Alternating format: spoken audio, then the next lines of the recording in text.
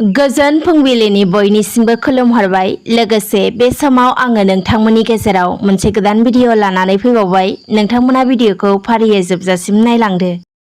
BTR ओनसोलनि मुसलपुर बियाबनिफ्राय देरहासार जालांनो हानाय बिटिआरनि मावफुं सोद्रोमा इएम राकेश ब्रह्म बिथाङा थांनाय बिटिसि बिसायख'थिनि सिगाङाव रायजो राजाफोरनो खोथा होनाय बायदिनो खामानिफोरखौ मोनसेनि उनाव मोनसे मावफुंनो थाखाय आखायाव लादों। थिग बेबायदिनो बिथां राकेश ब्रह्मआ मैया 4 जुलाइ रबिबार खालि गावनि इएम जानो हानानै मोननो हानाय 3 दाननि दरमाहाखौ बाथौ थानसालि, ब्रह्म मन्दिर, नामघर, गिर्जा बायदि धोरोम फसंथानफोरखौ लुफुंनो थाखाय बिथाङा मुसलपुर हालामनि गासै दरबा गामियाव राननानै होयो।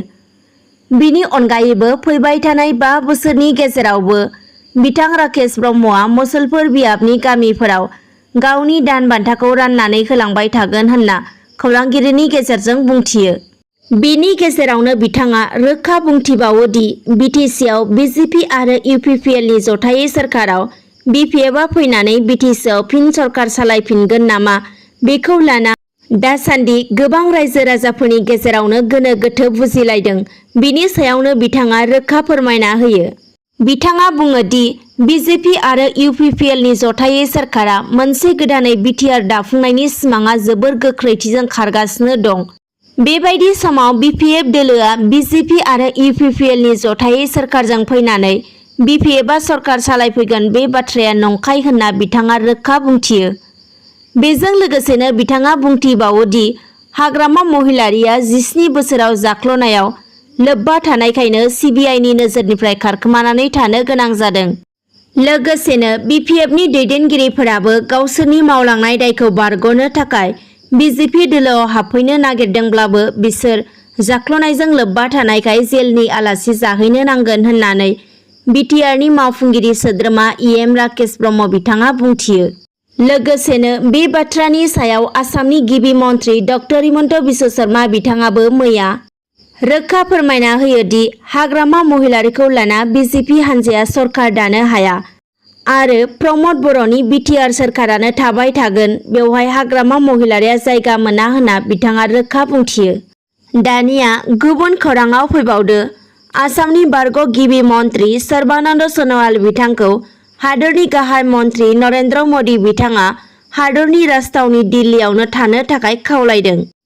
मोनथिनो मोननाय बायदिब्ला मदि सोरखारा केबिनेटआव गिबि खेबनि थाखाय नैथि फारिलाइ फेहेरनो थांगासिनो आरो बे नैथि हाबाफारिनि मन्थ्रि आफादनि जोबथा फारिलाइयाबो थियारि जाबाय होनना सुलुंनिफ्राय मिथिनो मोन्दों। लोगोसे मोनथिनो मोनबावनाय बायदिब्ला मदि सोरखारनि बे नैथि हाबाफारिनि मन्थ्रि आफादनि जोबथा फारिलाइयाव आसामनि बारग' गिबि मन्थ्रि सर्बानन्द सन'वालनि मुङाबो गिबि सारियावनो दं होनना मिथिनो मोन्दों। मख'नो गोनांदि मदि केबिनेटआव गासै सा 53 मन्थ्रि दं। लोगोसे गिबि खेबनि थाखाय मन्थ्रि आफादखौ फेहेरथाय होनानै गासै सा 81 मन्थ्रि थिसननाय जासिगोन। बेनिनो गोदानै सा 28 मन्थ्रिफोरा थिसनजागोन। बिनि गेजेरावनो आसामनि बारग' गिबि मन्थ्रि सर्बानन्द सन'वाल बिथाङाबो सासे। आरोबाव फैबावदो दुखुनांथाव खौरां। महामारि कर'ना भाइरासआ हादरजों लोगोसे रायजो नाङैनो साग्लोबसारनाय, जायनि जाउनाव महामारि कर'ना भाइरासनि थाखायनो गोबां सुबुंफोरा अबथिरा जिउ गारनांनो गोनां जाबाय आरो दासिमबो महामारि कर'नाजों नाख्रेबजानानै सुबुंनि जिउ गारनांनाया जोबनो थाङाखै। बे समाव आरोबाव खौरां मोननो हादों बर'नि आगोमा फिसा क'क्राझार जिल्लानि हगुमाबिल गामिनि थागिबि मोनाबिलि ब्रह्मआ अबथिरा कभिड-19 जों थांनाय 2 जुलाइ खालारखालि रुंसारि जालाङो। खौरांनिफ्राय मिथिनो मोननाय बायदिब्ला बिथाङा सिआइएसएफआव साख्रि मावोमोन आरो बिथाङा गावनि आंगो बिसिजों लोगोसे 2 फिसाफोर दङमोन। बिथांनि देहाखौ मैया क'क्राझाराव जोबथिनि थाखाय बिदाय होयो। दानिया आरोबाव गुबुन मोनसे खौराङाव फैबावदो।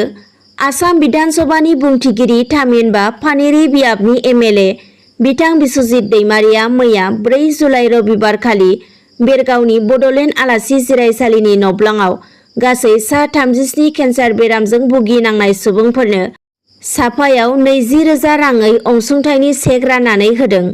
बेजों लोगोसेनो बिथाङा बेरगाव ओनसोलाव सरकारि कलेज गायसंनो थाखायबो जायगा नागिरदिंहैदों।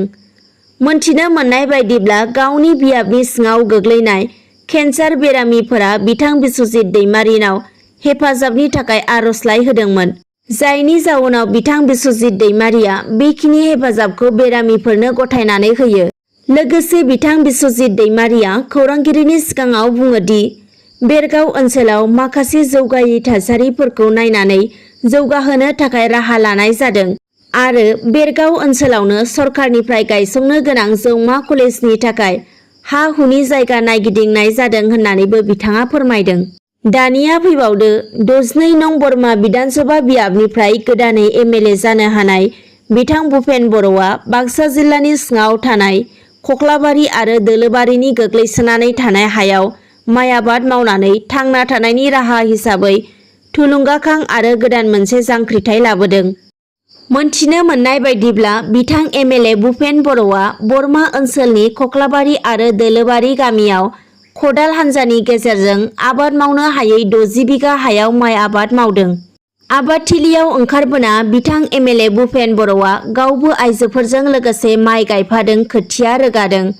बेजों लोगोसेनो बिथाङा खौरांगिरिनि सिगाङाव फोरमायो दि फैबाय थानाय समावबो बेनिख्रुइ बांसिन अदेबानि 1000निबो बांसिन बिगा हायाव माइ आबाद मावगोन। बेजों लोगोसेनो बिथाङा बुंबावो दि माइ आबाद मावनायनि अनगायैबो खदाल हान्जाजों लोगोसे उननि समाव गुबुन आबादबो मावनाय जागोन होनना बिथां एमएलए भुपेन बर'आ बुंथियो। आरोबाव फैबावदो बाक्सा जिल्ला तामुलपुर पुलिस थानानि सिङाव थानाय गरेस्वर सकआव मैया 1:30 रिंगासो समाव लामानि जाब्रबथायजों जायगायावनो सासे सुबुंनि जिउ खहा। खौरांनिफ्राय मिथिनो मोननाय बायदिब्ला खारबाय थानाय डाम्पार गारिनि उनजों गंसे स्कुटि फैबाय थानाय समाव खारबाय थानाय डाम्पार गारिया हरखाब ब्रेक हमना होनायाव उनथिंजाय फैनाय स्कुटिया हरखाबै डाम्पारनि उननि साखायाव हाब्रनानै होयो, जायनि जाउनाव स्कुटिजों फैबाय थानाय सुबुङा जायगायावनो जिउ खोमानो गोनां जायो। दानिया फैबावदो फिलिपिन्स हादरनि गेजेराव मिलिटारिफोरनि गंसे बिरखं गोग्लैनायनि जाब्रबथाय। बे जाब्रबथायाव दासिम सा 17 मिलिटारिफोरनि जिउ खहा जानायजों लोगोसे सा 40खौ रैखाथिजों बोखांनो हानाय जादों होनना खौरां मोननो हादों। मोनथिनो मोननाय बायदिब्ला बे बिरखंआव सा 92 मिलिटारिफोरखौ लानानै फैनाय जादोंमोन। दिनैनि खौरांफोरा बेखिनियानोसै। गोजोन्थों।